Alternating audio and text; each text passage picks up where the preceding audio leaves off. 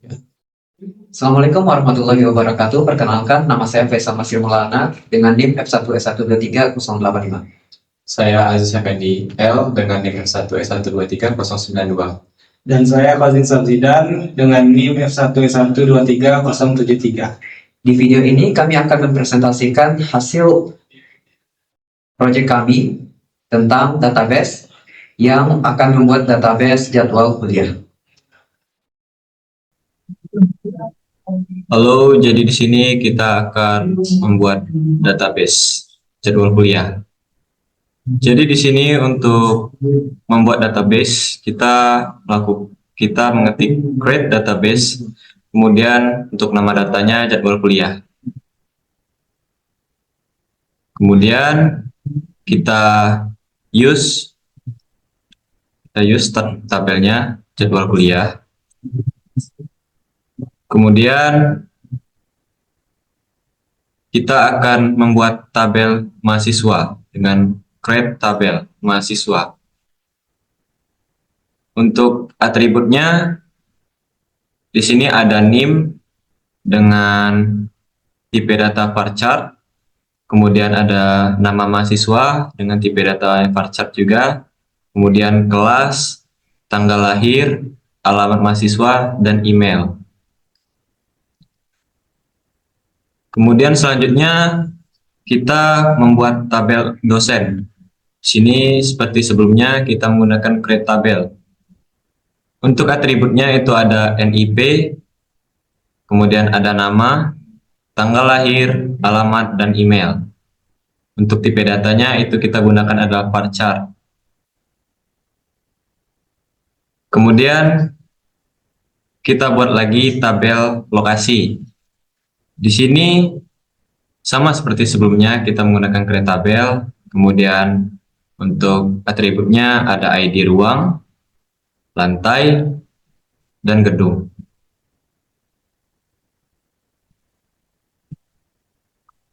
Kemudian kita tambahkan lagi untuk tabel matkul dengan atributnya ID matkul, nama matkul, NIP 1, dan NIP 2. Kemudian kita buat lagi tabel jadwal. Di sini untuk atributnya ada hari, jam mulai dengan tipe data type, kemudian jam selesai, ID matkul, lokasi ruangan, kemudian kelas. Kemudian untuk menambahkan primary key, kita gunakan arta table. Di sini kita buat jadwal menjadi primary key. Di sini ada untuk di tabel jadwal ada ID, matkul, dan kelas.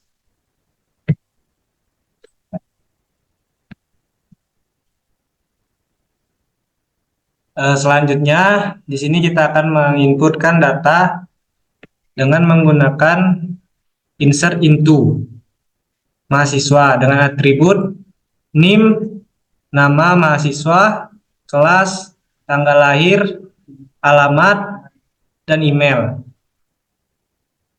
Selanjutnya, untuk melihat data dari tabel ini, kita akan menggunakan select from mahasiswa,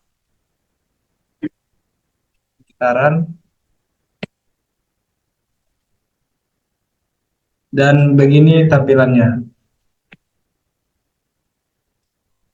Sama seperti sebelumnya, selanjutnya kita akan memasukkan data matkul dengan atribut ID matkul, nama matkul, NIP 1 dan NIP 2. Dan contohnya seperti ini. Dasar-dasar sistem informasi dan yang lain. Dan kita akan meng-run dari data matkul tersebut.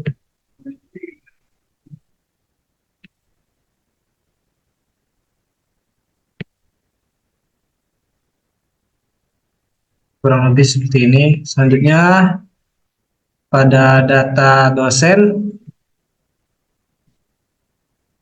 kita melakukan insert into lagi dengan atribut NIP, nama, tanggal lahir, alamat, dan email.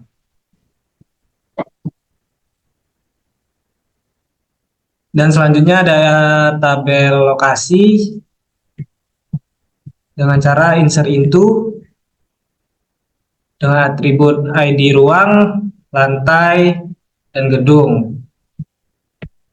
Contohnya seperti ini. Dan selanjutnya kita akan masuk ke tabel jadwal dengan menggunakan insert into dan atribut hari, jam mulai, jam selesai, ID matkul, lokasi, ruangan, dan kelas. Selanjutnya kita akan membuat view dengan menggunakan perintah create view. Pertama kita akan membuat create view dengan nama jadwal matkul as. Pertama kita select hari dari tabel jadwal dan kita menamainya sebagai hari. Kemudian jam mulai dalam tabel jadwal kita namai dengan jam mulai. Kemudian jam selesai di tabel jadwal juga dari tabel jadwal juga kita ambil dan kita namai dengan jam selesai. Kemudian kita ngambil lokasi ruangan dari tabel jadwal dan menamainya dengan ruangan. Setelah itu kita akan mengambil nama matkul dari tabel matkul, di mana ID matkul dalam tabel jadwal itu sama dengan ID matkul dalam tabel matkul, dan ini akan menghasilkan nama mata kuliah di tabel view kita. Kemudian kita juga akan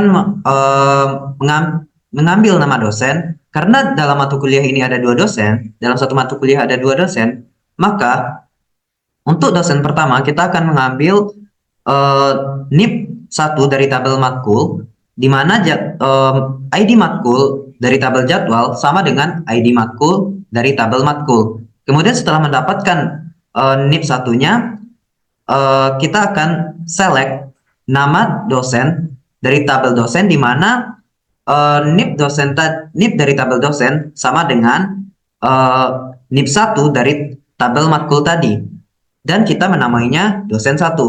Sama juga dengan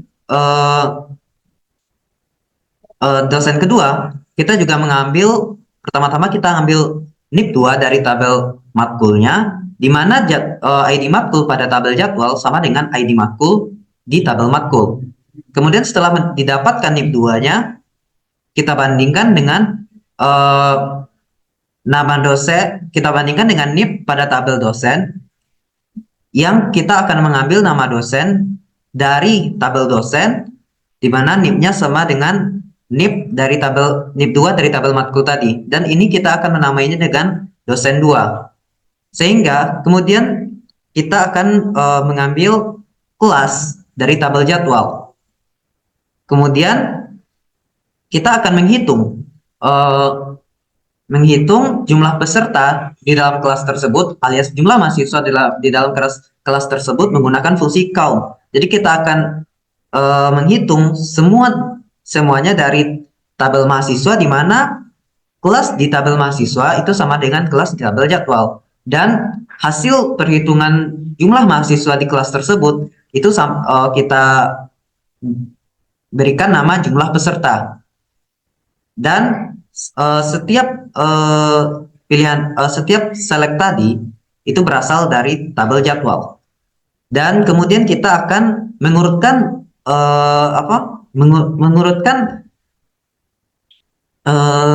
view tadi dari hari, yang dari hari secara descending, dan jam mulainya juga dari awal hingga akhir.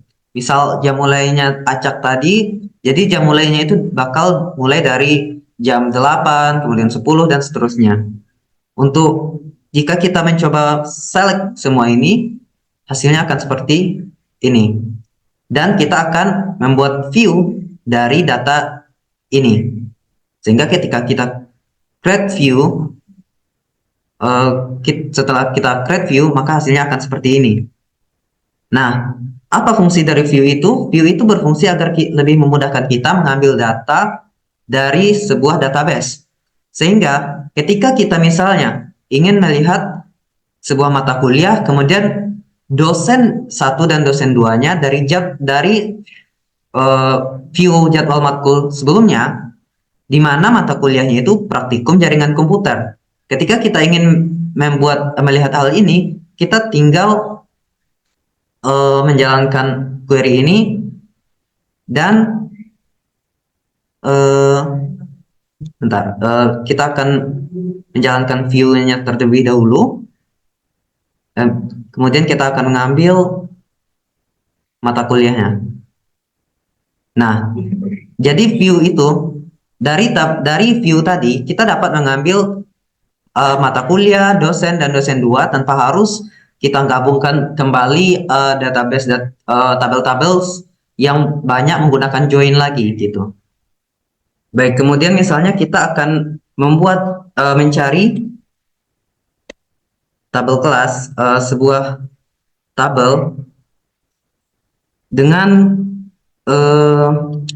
sebuah kelas, sebuah mata kuliah, kemudian dosen 1, dosen 2, hari, kemudian kelas dari jadwal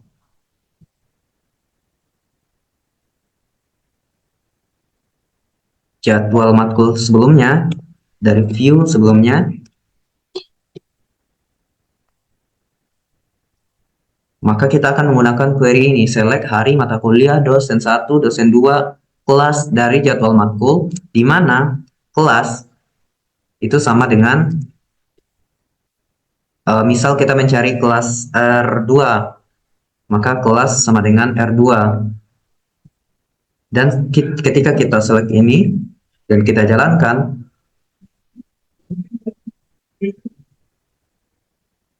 maka hasilnya akan seperti ini.